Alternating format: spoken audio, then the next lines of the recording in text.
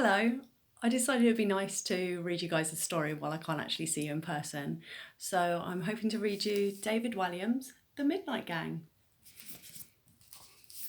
Chapter 1, Monster Man. Ah! Screamed the boy.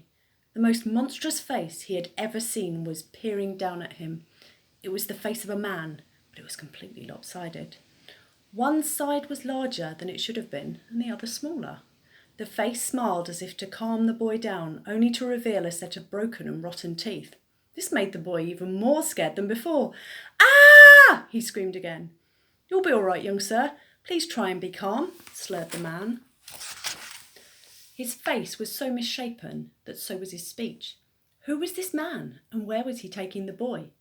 It was only then the boy realised he was lying on his back, staring straight up. It felt almost as if he was floating. But something was rattling. He was rattling.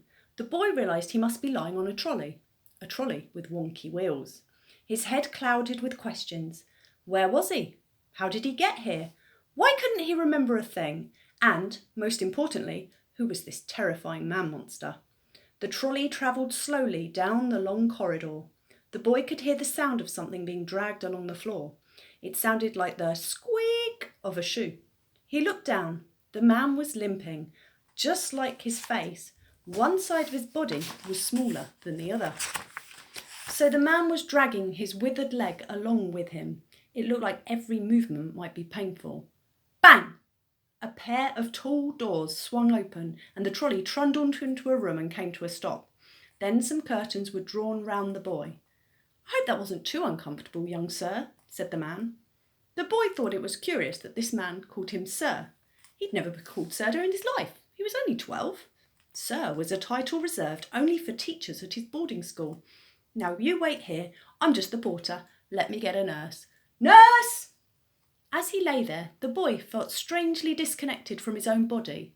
It felt limp, lifeless. The pain, though, was in his head. It was throbbing hot. If the feeling could be a colour, it would be red. A bright, hot, raging red. The pain was so intense he closed his eyes. When he opened them, he realised he was staring straight up at a bright fluorescent light.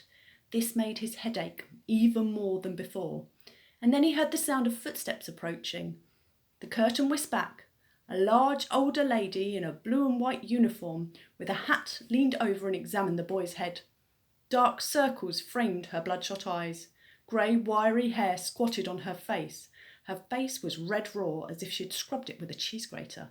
In brief, she had the appearance of someone who had not slept for a week and was angry about it.